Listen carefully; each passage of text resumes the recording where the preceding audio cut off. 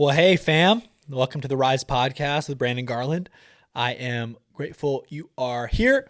I wanna do something a little different on this Friday episode, and you'll already notice something a little different because I dropped an episode Monday, talking about starting your day in a way that leads to success the rest of the day. It's called First Determines Rest. And I really want to encourage you, if you haven't caught that episode yet, go back, check it out. But here's what I want to do. Here's the reason that this Friday episode is going to be a little bit different. And here's the reason that there wasn't one on Wednesday. I want to make sure it's sustainable for me in this new season of life, living in a new city. My wife and I are now lead pastors of a brand new church. No, we don't have services yet, but here's what we do have. A lot of stuff to do. And so when I was making this pod, the last, year or so, trying to be more consistent, not that it wasn't stuff to do, but this is just a new season. So I want to make sure that I'm flexible, putting my best energy into what's most important, which is this church God has called us to build right here in Austin. And so the pod's not going anywhere, but I just want to play with the rhythm a little bit. So trying twice a week instead of 3 times a week, and then making Fridays a little more flexible. So I'm still going to keep it in the S category, okay? We've got Spicy Friday. A couple weeks ago, we did Story Friday. And then guess what today is? Can you guess from what I'm holding if you're watching? We're going to do Scripture Friday. Scripture Friday. And here's what I want to do. I want to read you a psalm, okay? And then I want to talk a little bit about it. And this is going to be different. It's going to be almost like, it's almost going to be just such a churchy word, but it's like a devotional. Like, let me just read you a psalm. Let me start your day. Maybe you haven't had any time in the Word today or yesterday or this week, or maybe since last Sunday at church, or maybe for 3 weeks, or maybe for 3 months. I don't know when the last time you were in Scripture was, but what if we got in it together this morning or this afternoon or this evening, whenever you're listening? But I want to just read you Psalm 20. It's only 9 verses. And then let me just give you a couple just things that jumped out to me, and maybe they'll apply to your life and encourage you. So here we go. Psalm 20, Scripture Friday on the Rise Podcast. Here we go. It says this: May the Lord answer you when you are in distress. May the name of the God of Jacob protect you. May he send you help from the sanctuary and grant you support from Zion. May he remember all your sacrifices and accept your burnt offerings. May he give you the desire of your heart and make all your plans succeed.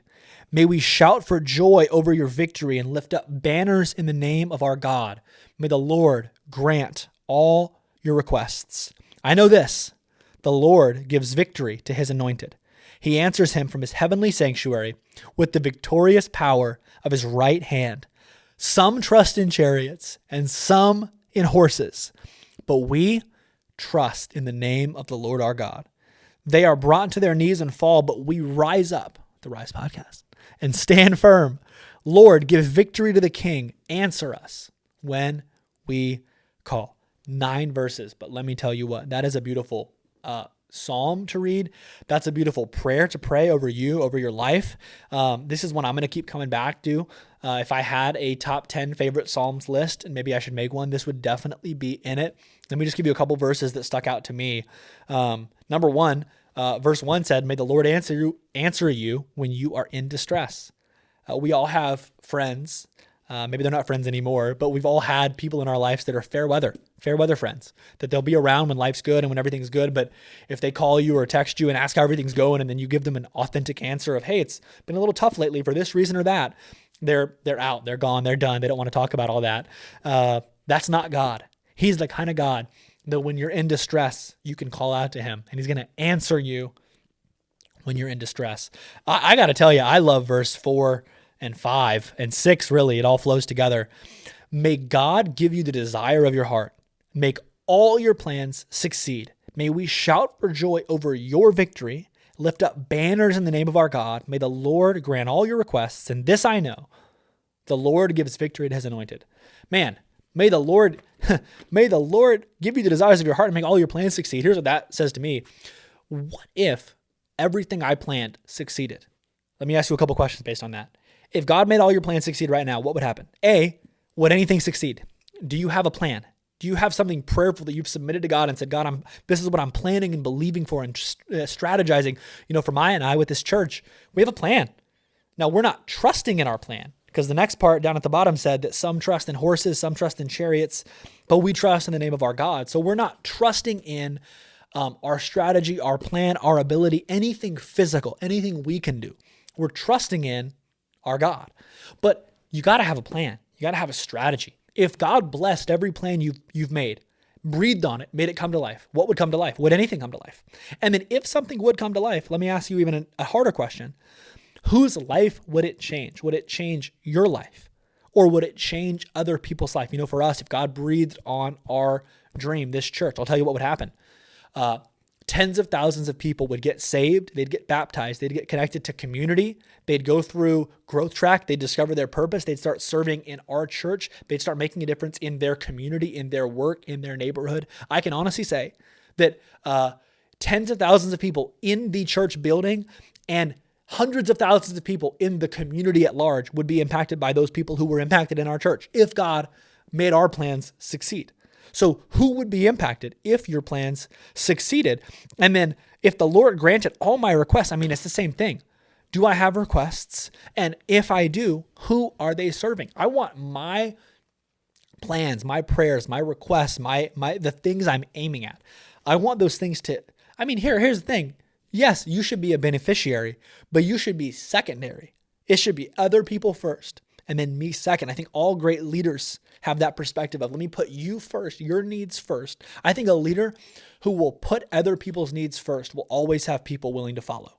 But I think leaders that are all about them, trying to get their vision done and their goals done, and how can I make my life better and easier through the thing that I lead, no one really wants to follow and be around that kind of person. So I want my plans. First of all, I want to have plans. But then second of all, for someone like me who is a planner and is a dreamer, I don't want to be so attached to my plans that I'm doing them for a reason other than benefiting other people and expanding kingdom.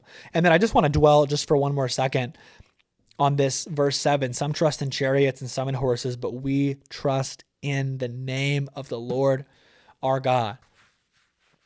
When you think about being in trouble, when you think about being in a difficult place, and when you think about how am I going to accomplish this dream, this goal, this plan, this thing I want to do, can I ask you an honest question? What is it that you are relying on? And how do I know what I rely on, Brandon? I'll tell you. What is the thing that your mind immediately goes to when the problem arises? Is it, okay, how do I solve this? How do I put this fire out? How do I fix this? Notice who the center is. It's me. Or is it, hold on a second, this is really chaotic. This is really crazy. I don't know how we're going to fix this, but I got to take 30 seconds. I got to take 2 minutes. I got to take 5 minutes in the car, and I got to talk to God about this. I'll tell you what, where you go first when crisis arises, when craziness is happening, it really does reveal what you trust in and who you trust in. And I'll be honest, for me, I can be a scrambler. I can be the kind of person that the problem comes up. And number one, I think I'm smart, intelligent, resourceful. So it's not just pure panic and craziness, but I'm either in, okay, I got this, let's fix it mode, or I'm in chaos mode. How do we put these fires out? And that's not helpful for anybody. But I'll tell you what, where you go first when the problem arises really does reveal who you trust in. So I don't want to go first to me, because I'll tell you what, I'm an okay leader. I got a decent ability to problem solve, but nowhere close to God. And I think that even is right in line with the text. I mean, chariots and horses, listen, if you're in battle, especially thousands of years ago, those are some pretty great tools. You know, riding a horse, having a chariot, those are great things to have in battle. But I'll tell you what's better to have in battle: the favor of God. So I want to have a plan.